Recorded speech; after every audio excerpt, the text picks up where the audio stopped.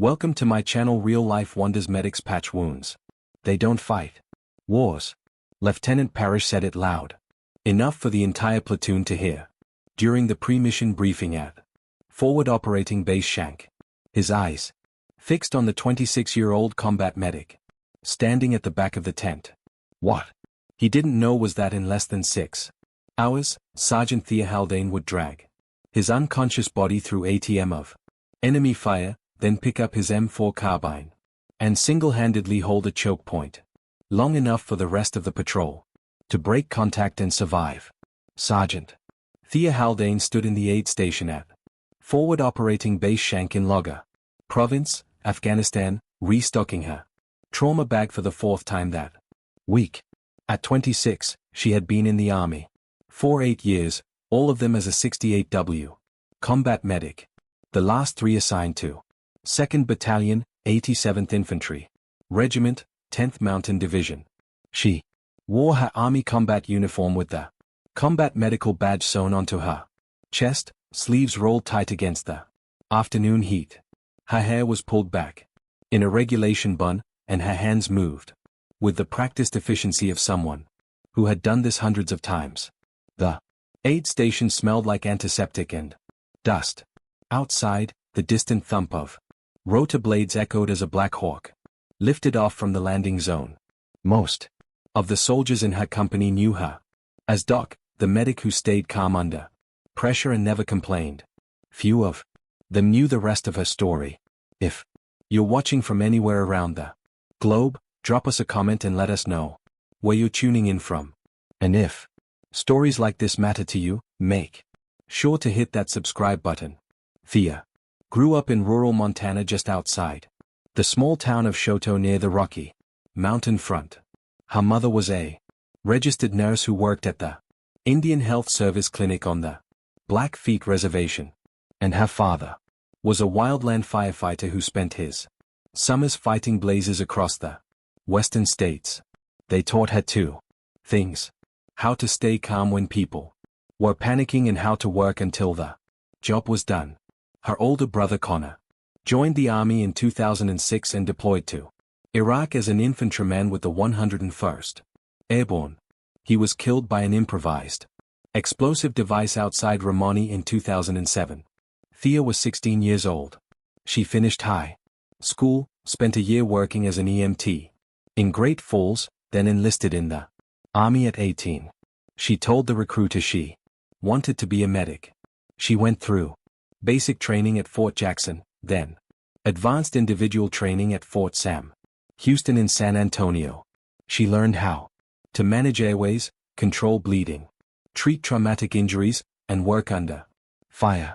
She was good at it, good enough that her instructors recommended her for additional training in tactical combat casualty care.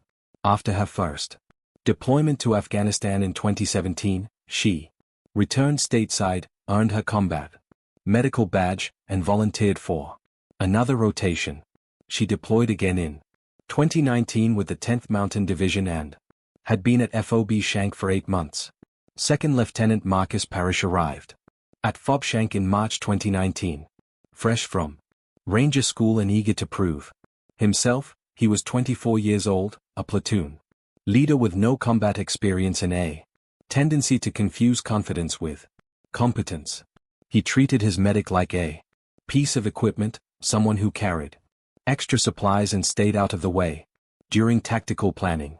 During a company formation 2 weeks after his arrival, he told the platoon that medics were support personnel, not combatants, and that their job was to stay behind cover and wait for casualties. They stood in the second rank and said nothing. She had heard it before, but later that week, during a mission brief for a patrol into the Tangi Valley, Parrish made it clear he did not want her input on tactical matters. The patrol was tasked with clearing a suspected Taliban supply route through a series of villages along the Logar River. Intelligence indicated moderate enemy presence, but Parrish dismissed the threat assessment. He told the squad leaders that speed and aggression would keep the enemy off balance. They raised her hand and suggested they coordinate for a medevac. Bird on standby and preposition a quick reaction force given the terrain and limited egress routes.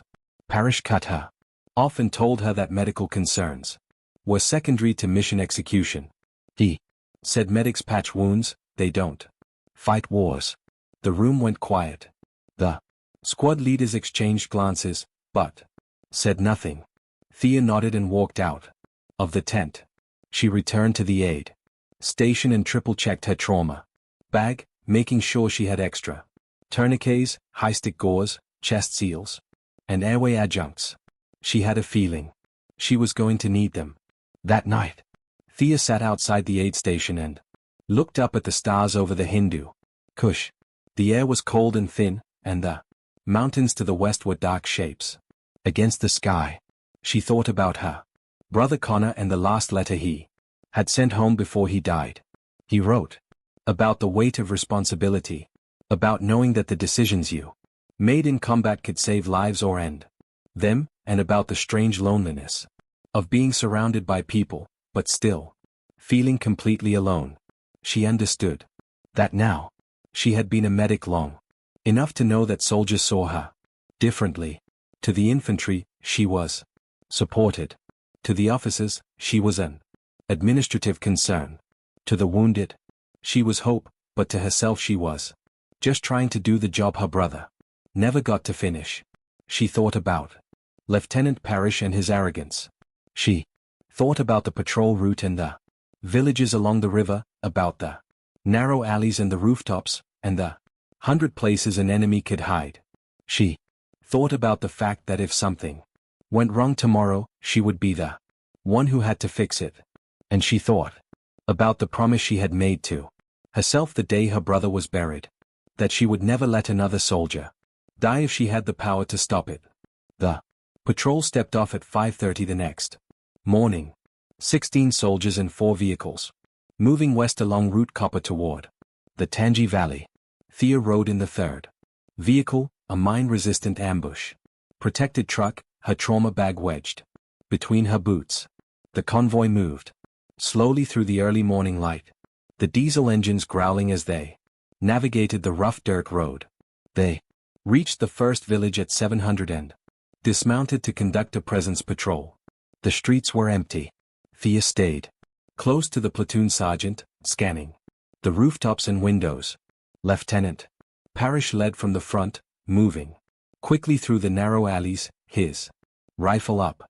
By 0900, they had cleared 3 villages and were approaching the 4th when the first shots rang out. The ambush came from 3 sides.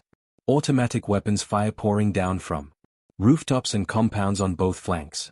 The patrol scattered, soldiers diving for cover behind walls and vehicles.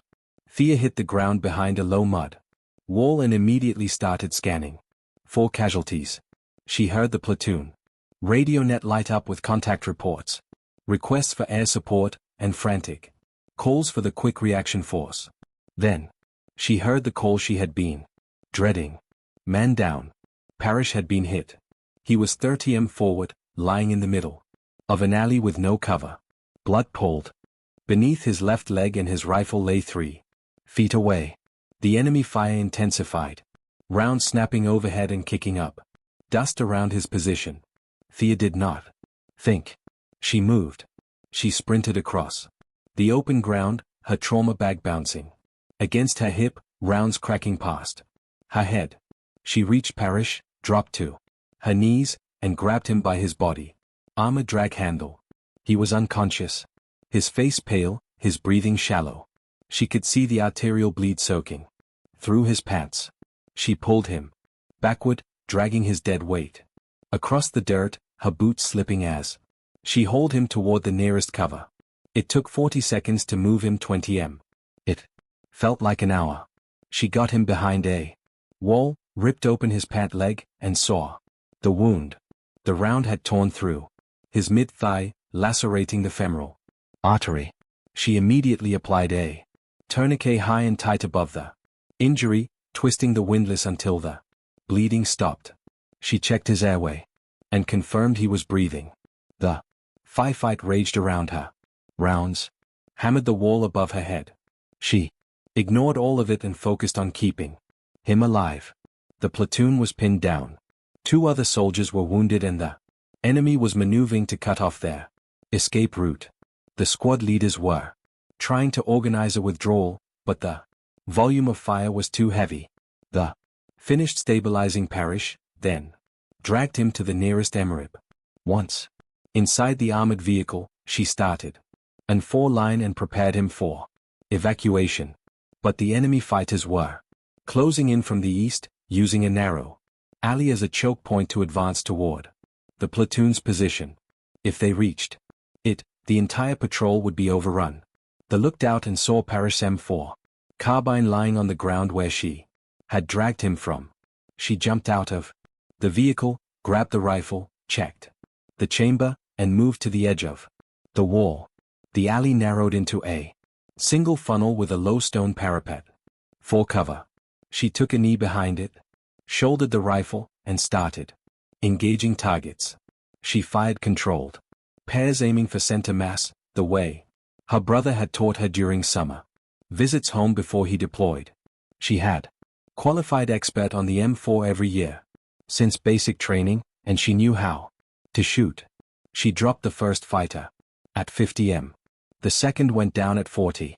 The third tried to retreat and fell in the alley entrance. The platoon sergeant and one of the maps laid down suppressive fire on the rooftops, giving her cover. While she worked through 2 magazines, the enemy fire slackened. The squad leaders seized the opportunity and called for the vehicles to move forward. They kept firing, suppressing the choke point, buying time for the patrol to load casualties and break contact. When her third magazine ran dry, the platoon sergeant appeared next to her, grabbed her shoulder, and told her to move. She slung the rifle, climbed back into the map with Parrish, and monitored his breathing as the patrol pulled back. Under covering fire, the vehicles accelerated down Route Copper toward the forward operating base. Parrish regained consciousness once, looked at her and tried to speak. She told him to stay quiet and keep breathing. He did. Parrish was medevaced to Bagram Airfield within 2 hours and then flown to Lantoul Regional Medical Center in Germany. He survived, though he lost significant function in his left leg and would require months of physical therapy. The after-action review documented the ambush, the casualties, and the actions taken by individual soldiers. The was awarded the Silver Star for gallantry in action after expedited endorsement up the chain of command, cited for exposing herself to enemy fire to rescue a wounded officer and then engaging enemy combatants to allow the patrol to break contact. The battalion commander presented the medal during a formation at FOB Shank 4 months later. Parrish attended the ceremony on crutches. Afterward, he found Thea outside the aid station and apologized. He told her that he had been wrong about medics, wrong about her, and wrong about what courage looked like. He said that she had saved his life and the lives of every soldier in that patrol, and that he would carry that debt for the rest of his career. Theoa accepted the apology with a quiet nod. She did not need speeches. The respect was enough. She completed her deployment and returned to Fort Drum in late 2019. She left the Army in 2020, after 8 years of service, and returned to Montana, where she now works as a paramedic and teaches wilderness first aid. She keeps her Silver Star in a drawer at home and rarely talks about it. But on the wall of her small office, she keeps a photograph of her brother, Connor, in his dress uniform taken the day he graduated from basic training. And next to it, she keeps a handwritten note from Lieutenant Parrish dated 6 months after the ambush. It says simply, "Thank you for not giving up on me." She never did.